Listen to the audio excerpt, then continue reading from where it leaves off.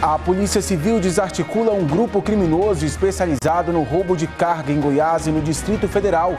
13 pessoas são presas. O idoso de 77 anos é preso por tráfico de drogas em Caçu, no sudoeste do estado. E depois de um mês, a polícia de Rio Verde ainda procura pelos pais do bebê, que foi encontrado abandonado em uma calçada. A retomada do turismo em Goiás. Na Chapada dos Veadeiros, pousadas e hotéis vão voltar a receber pessoas depois de 4 meses. No lugar de uma multidão, igreja vazia. A pandemia impede a realização da festa de Nossa Senhora da Badia do Muquem. Essas e outras notícias agora no Jornal Anhanguera, segunda edição.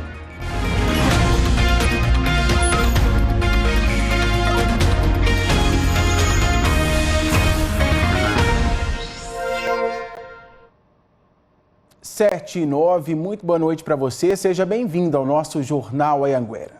A Polícia Civil deflagrou nesta sexta-feira a Operação Condira em regiões do Distrito Federal e em Cristalina, Goiás. A ação foi para desarticular um grupo criminoso especializado no furto de roubo de carga.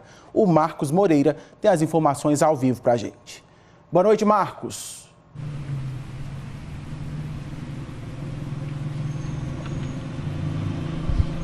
Oi, Thiago, boa noite para você, boa noite a todos que estão em casa. Olha só, até agora, como você disse, 13 pessoas foram presas, mas do total foram aí cumpridos 17 mandados de prisão provisória e também prisão preventiva, viu? Além de buscas e apreensões na casa desses criminosos. A operação, batizada de Condira pela Polícia Civil, começou hoje ainda de madrugada no Distrito Federal e tinha como objetivo desarticular essa quadrilha especializada no roubo e também no furto de cargas no Distrito Federal e também em cidades aqui do entorno, como em Cristalina. Uma outra especialidade dessa quadrilha, Thiago, era o furto de gado. Eles roubavam esses gados também e abatiam de forma clandestina. Os caminhões eram levados para uma fazenda em Planaltina, tinham aí, os veículos eram adulterados, depois eles eram revendidos, passados para receptadores. Já essa carne aí clandestina, eles vendiam no comércio local com preço bem abaixo de mercado. De acordo com o delegado que está por trás dessas investigações, Elianto Couto, esses marginais aí, esses bandidos agiam de forma violenta e ainda pediam para que as vítimas não dissessem o local exato onde eles cometiam um crime. Uma forma aí de tentar enganar ou despistar os policiais para continuarem praticando esses crimes. Volto com você, Thiago. E agora estão presos, né, Marcos? Obrigado por sua participação. Boa noite para você. Uma idosa de 83 anos que era vítima de maus tratos dentro da própria casa, em Barro Alto, foi resgatada pela polícia. A Liz Mendes está ao vivo de Anápolis e tem mais informações para a gente. Ô Liz, eu quero saber como é que a polícia chegou até esse local aí. Boa noite para você.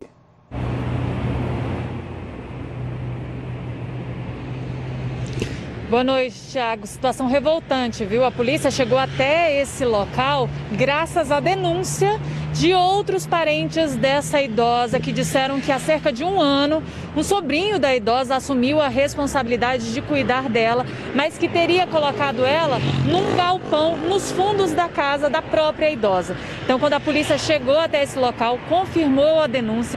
A idosa estava nesse galpão que não tinha banheiro, não tinha janelas. A polícia encontrou vasilhas lá que, segundo a própria polícia, eram usadas tanto para a alimentação da idosa quanto também para ela fazer as necessidades dela. A família também contou para a polícia que esse sobrinho teria também se apropriado, além da casa, da aposentadoria dessa mulher e usado o dinheiro para pagar as parcelas de um terreno dele. Vamos ouvir agora o que diz a delegada que está investigando esse caso. Em seu interrogatório, o sobrinho, ele negou os maus tratos, diz que sempre cuidou muito bem da sua tia e que colocou ela provisoriamente nesse barraco porque iria reformar a casa principal. Em relação à aposentadoria, ele confirmou que recebia o benefício, mas que utilizava em prol da tia. Mas confirmou que pagava a prestação de um lote com o dinheiro da aposentadoria dela, mas com o consentimento da tia, já que ela havia lhe presenteado como uma forma de agradecimento, pelos cuidados.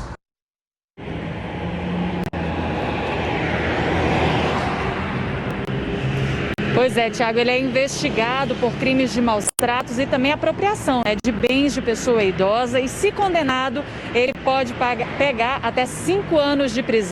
Uma situação realmente deplorável, desumano até fazer isso com um ser humano, que dirá com um parente, realmente revoltante.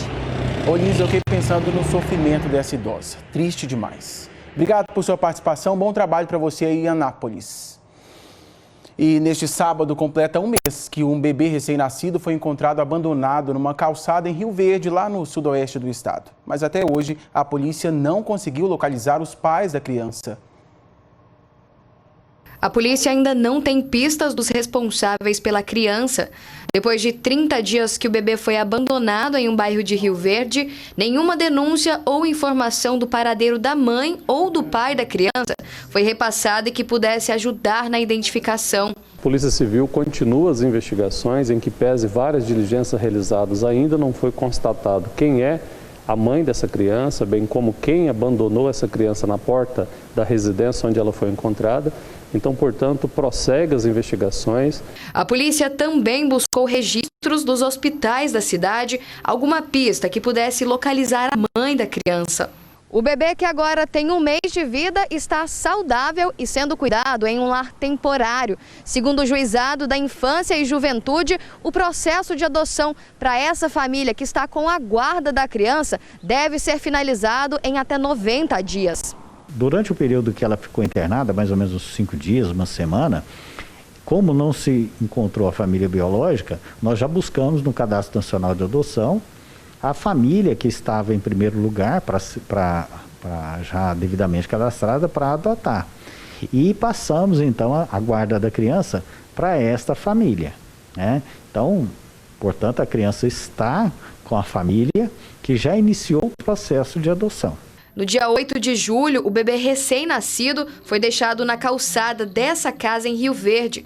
O menino saudável estava enrolado numa blusa de frio e em fronhas. Ele ainda estava com o cordão umbilical. Essa espécie de crime praticado é imprescindível que a sociedade faça contato com a polícia, é preservado o anonimato e traga as informações para que nós possamos, consequentemente, agilizar as investigações e identificar quem é a mãe dessa criança, bem como quem abandonou aquela criança naquele local. Então, nós contamos com a participação da sociedade, através do 197, é preservado o anonimato, para que nós possamos colher essas informações e fazer o trabalho investigativo. E mais de 200 porções de crack foram apreendidas em Caçu, também na região sudoeste do estado. Ontem a polícia abordou um homem que estava sendo investigado há 3 meses. Ele estava em liberdade condicional. Com ele foram encontradas drogas e o detalhe que chama a atenção é que um senhor de 77 anos também foi preso por envolvimento no tráfico. A polícia disse que o idoso havia cedido o local onde trabalhava, um rancho lá na região, para que o outro suspeito preparasse a droga. Em troca, ele recebia porção, pois era usuário. No rancho foi encontrada uma balança de precisão. A moto que era usada para o tráfico também foi apreendida. E olha só que curioso, em Mineiros, servidores do presídio encontraram cocaína escondida, sabe dentro de onde, gente? De um repolho que seria entregue a um detento. Pode uma coisa dessa? A Tássia Fernandes vai contar como é que foi essa história aí, né, Tássia? Que absurdo. Boa noite para você. Absurdo mesmo, né, Tiago? Boa noite para você, para todo mundo que acompanha a gente. Mais uma situação de droga escondida em lugar inusitado, né? 3 porções de maconha estavam escondidas nesse repolho que seria entregue para um detento que cumpre pena, sabe por quê? Tráfico de drogas. A coordenação regional da Diretoria Geral de Administração Penitenciária diz que encontrou essa droga durante o procedimento de revista dos alimentos e produtos de higiene que são entregues para os presos. O rapaz que estava levando esse repolho disse que não sabia que tinha droga escondida ali dentro, mas ele também levava uma garrafa de café e na tampa dessa garrafa estava escondida também uma porção de cocaína. A gente está vendo aí a imagem desse repolho repartido escondendo toda essa droga. No mesmo dia, os policiais também, os agentes penitenciários também encontraram maconha escondida em cigarros que seriam entregues para os presos.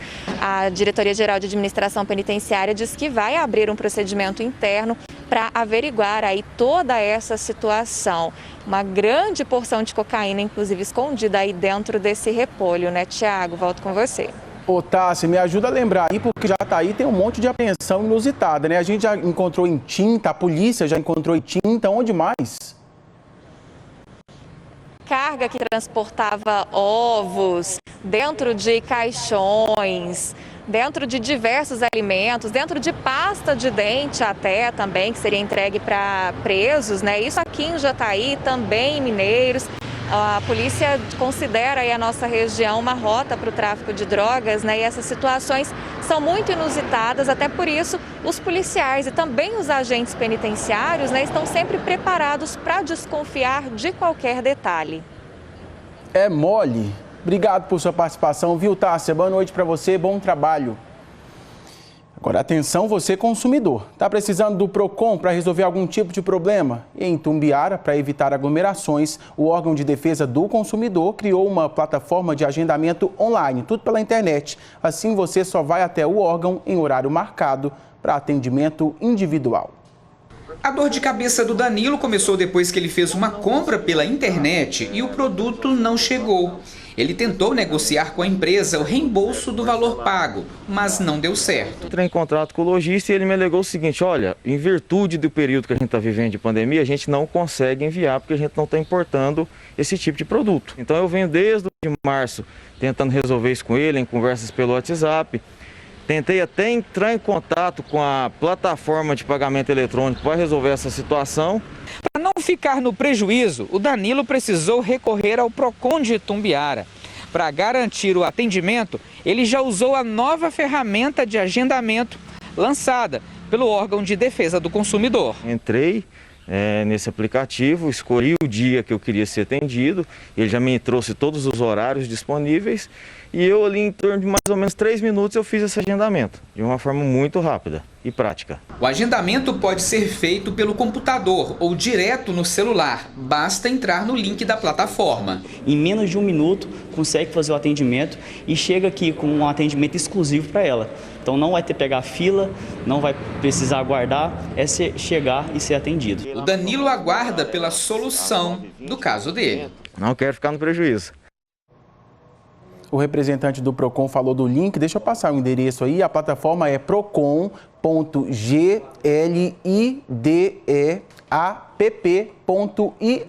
está aparecendo aí no seu vídeo. Desde quarta-feira era para estar acontecendo em Niquelândia, no povoado de Muquem, a tradicional festa de Nossa Senhora da Badia do Muquem. Mas, como todos sabem, não é permitido nenhum tipo de aglomeração e a festa foi cancelada este ano. A Romaria de Muquem tem 272 anos de história. Em todos esses anos é a primeira vez que não vai ter a tradicional festa da padroeira da cidade. Essa doença do Covid, ela tem interrompido as práticas religiosas no mundo todo. Na religião cristã, judaísmo, islamismo, budismo, hinduísmo, todas as religiões têm passado por essas implicações e têm enfrentado também essa doença, guardando o isolamento e evitando aglomerações. Uma barreira foi montada pela Polícia Rodoviária Estadual no encontro das GO 132 com a 237, que liga Niquelândia ao povoado de Muquem. O objetivo é garantir que nenhum devoto vá ao santuário por enquanto. Eu quero, assim, parabenizar os romeiros, porque já nesse segundo dia nosso, que seria o dia da Romaria, os romeiros estão em casas. nas suas casas, nas suas residências. Se não fosse a pandemia da Covid-19, nesse exato momento, tivesse uma celebração aqui no Santuário de Muquem, esse banco aqui estaria lotado de gente sentada aqui junto comigo. Esse espaço aqui cabe, por dia, por celebração, 21 mil pessoas. Acampar durante a festa é uma tradição por aqui. Tem família que tem espaço reservado, que desde 1950 transforma o camping em casa. Esse ano o espaço vai continuar assim, vazio. Para dona Cecília, que acompanha a festa há 40 anos sem perder uma romaria sequer, os dias estão demorando muito mais para passar, sem milhares de pessoas passando na porta da casa dela. Para mim está sendo muito triste não ter essa festa esse ano, mas se é para nosso bem, então vamos lá, né? Para quem é devoto da Santa e já peregrinou 50 quilômetros a pé até o santuário, 2020 vai ficar marcado por uma cena que ano que vem precisa ser diferente. A dona Maria disse tudo. Se é para o nosso bem, vamos lá, né? Intervalinho comercial agora, 7h23. A seguir, amanhã várias agências da Caixa em Goiás vão funcionar para atendimento do auxílio e saque emergenciais. E ainda, a retomada do turismo em Goiás. Na Chapada dos Veadeiros, pousadas e hotéis vão voltar a receber pessoas. É um minutinho só.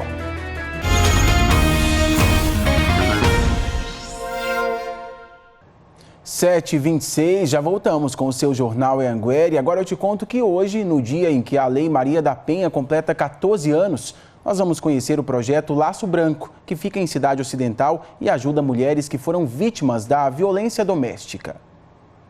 Essa mulher apanhou tanto que só conseguiu sair de casa para ir à polícia depois de uma semana. O agressor é o ex-marido, pai dos filhos dela, com quem foi casada por 11 anos. Eu fiquei tão machucada que eu tive que pedir ajuda à minha vizinha para poder ir na delegacia fazer a denúncia, porque eu não dava conta de me levantar por causa dos roxos que estavam no meu olho. Segundo a polícia, o agressor não tem um perfil, mas na maioria dos casos é o companheiro que bate na mulher, num lugar que deveria ser um refúgio, na própria casa. Essa advogada, mesmo palestrando para mulheres vítimas de violência há 23 anos, acabou sendo agredida pelo ex-marido. Deu a volta por cima e criou a ONG Laço Branco em 2015. Ressignificou o acolhimento e hoje recebe também um homem que um dia bateu na companheira. Eu imaginei, eu com um trabalho com mulheres, fui vítima. Quiçá essa mulher que desconhece isso. Hoje, 180 homens e 200 mulheres recebem atendimento psicológico e jurídico na ONG, que tem parceria com a Polícia Militar, Secretaria Municipal de Mulheres e com uma outra ONG. Dados da Secretaria de Segurança Pública do Estado mostram que esse ano teve mais feminicídio que no ano passado, passando de 11 para 15. Em Lusiânia, o número de prisões também aumentou de 52 para 208. E durante a pandemia, os casos que a Laço Branco acompanha aumentaram cerca de 50%. Os problemas, eles têm uma intensidade maior. E tudo isso ainda é agravado em razão do uso de bebida alcoólica e de drogas. Então aí o que acontece? O ambiente fica mais propício para que ocorra violência doméstica, em maior intensidade, em maior número. E aí, para denunciar, existe uma rede de apoio que você já sabe, né? Delegacia da Mulher, Ministério Público e várias ONGs, não pode se calar. Aos poucos, as regiões turísticas do estado estão retomando as atividades, todas elas com restrições de funcionamento. Em Caldas Novas e Pirinópolis e na Chapada dos Veadeiros, pousadas e hotéis já estão prontas para receber pessoas. A Chapada dos Veadeiros é conhecida como um destino muito procurado por turistas de outros países. Mas durante a pandemia do novo coronavírus, tudo ficou fechado. E para que as pousadas voltassem a receber turistas, os donos precisaram tirar novos alvarás e seguir um rígido protocolo. Nesta que fica em Alto Paraíso, a 14 quilômetros da cidade, foram colocados tapetes higienizadores e tem álcool gel espalhado por todos os ambientes. O cuidado existe principalmente na arrumação dos quartos. Essas são nossas camareiras, devidamente equipadas para a segurança delas, dos nossos hóspedes, prontos para recebê-los. As áreas comuns são higienizadas pelo menos 3 vezes por semana. O produto aplicado dura 48 horas. E no restaurante, as refeições são servidas individualmente. Retornamos agora com total segurança, com uma área de lazer apropriada para receber todo mundo. Estamos seguindo todos os protocolos, com álcool em gel, com desinfectação, com nebulização eletrostática em todos os ambientes diariamente. As cidades turísticas de Goiás ficaram pelo menos 4 meses sem receber visitantes por causa da pandemia do novo coronavírus. Um prejuízo estimado em 400 milhões de reais por mês, segundo a Goiás Turismo. Agora a retomada é lenta e seguindo todos os cuidados para evitar que a Covid-19 continue se espalhando. O decreto municipal de Caldas Novas autoriza que hotéis e parques aquáticos funcionem com limite de 70% de ocupação. Em Caldas ainda segue proibida a locação de casas e apartamentos para turistas, sob risco de multa. Rio Quente, além de hotéis e parques, também liberou os condotéis. A capacidade de ocupação máxima é de 50% nos parques e hotéis. Até barreiras sanitárias foram instaladas em Pirenópolis. Mas a cidade já tem data para voltar com as atividades, a partir do dia 14 de agosto. Hotéis, pousadas e pontos turísticos estão sendo liberados, mas os frequentadores devem usar máscara e a proteção só poderá ser retirada para o banho nos atrativos ou para alimentação. E as festinhas continuam proibidas enquanto durar a pandemia. A multa pode chegar a R$5 mil por pessoa. E o maior parque aquático de Rio Quente voltou a funcionar hoje para o público em geral. Antes, só quem estava hospedado no resort, que faz parte do grupo, tinha acesso ao parque. Após 4 meses, essa é a primeira vez que o parque aquático está recebendo o público externo, pessoas que não estão hospedadas no local. E em tempos de pandemia, algumas regrinhas precisam ser seguidas. Para receber os visitantes, os protocolos de segurança foram reforçados. Quem chega já tem a temperatura aferida no estacionamento. E quando chega aqui na recepção, recebe essa pulseirinha. Ela garante a entrada nos brinquedos e também registra a consumação. Isso é para evitar o contato entre os visitantes e os atendentes. A famosa Praia do Cerrado só pode ser frequentada após agendamento, para garantir a ocupação máxima de 40%. Na água pode ficar sem máscara, mas é preciso ficar perto da família.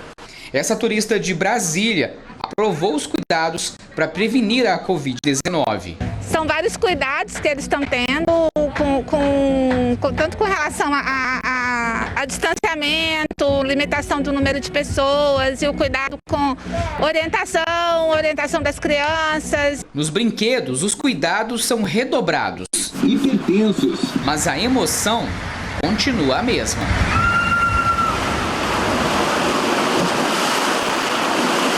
Quem trabalha com diversão sabe que ela está atrelada à segurança, indispensável. A gente só teve que reforçar para garantir algumas entregas. Rio Quente tem 15 casos confirmados de Covid-19 e não registrou nenhuma morte. Diferentemente das cidades que acabamos de ver, Três Ranchos continua fechada para o turismo. Um decreto municipal proíbe, inclusive, aluguel de casa de veraneio. Há 4 anos, o Lago Azul não estava tão bonito, quase 40% de sua capacidade total. Um atrativo e tanto para os moradores e turistas. Mas há 3 meses, aproveitar as águas do lago não está sendo possível. A medida foi adotada para evitar a aglomeração das pessoas. E para os mais desavisados, tem até aquele bloqueio ali na principal estrada que dá acesso ao Lago Azul. Além da proibição de utilizar o Lago Azul, um decreto municipal veta também o aluguel das casas de veraneio, que atrai muitos visitantes. Estas medidas vão continuar valendo pelo menos até os próximos dias. Isso por precaução, né? Para que não haja um acúmulo de pessoas nas chácaras, nos condomínios, casas de veraneio, né? Inclusive nos comércios. É uma cidade pequena que a gente consegue controlar com a população local, com a população caseira. Agora, se vir um número grande de turistas, aí isso pode fugir ao controle. Então, essas medidas prevalecem com base nesse panorama, né, de que não haja aglomeração e que não venha a doença de fora para dentro da cidade. Três Ranchos tem hoje 15 casos confirmados da Covid-19 e uma morte registrada. Antes da pandemia, toda sexta-feira, o seu William esperava pelos turistas. O restaurante dele ficava movimentado todo fim de semana. Mas a Covid mudou muita coisa por aqui. O fim de semana começava aqui na sexta-feira, sexta, sábado, domingo. Tinha funcionário meu aqui, 2 funcionários aqui de fora. A minha esposa fica no caixa para mim, né? Eu mesmo que cozinho, caiu bastante. Então, o que a gente está sobrevivendo aqui agora é só de entrega, é só de delivery. Estou vivendo de delivery. Os reflexos da pandemia estão por todos os lados. Nesta loja, os clientes também sumiram. A gente fica no medo, né? O medo de aquela ansiedade, assim, da incerteza do amanhã. Então, assim, a gente queria que voltasse ao normal, né? A gente pede a Deus para ajudar a todos para poder voltar ao normal. Vamos torcer. E amanhã várias agências da Caixa em Goiás vão abrir para atendimento. Vamos conversar com a Ana Paula Moreira, que está ao vivo em Rio Verde e tem outros detalhes. Como é que vai funcionar, hein, Ana? Boa noite para você.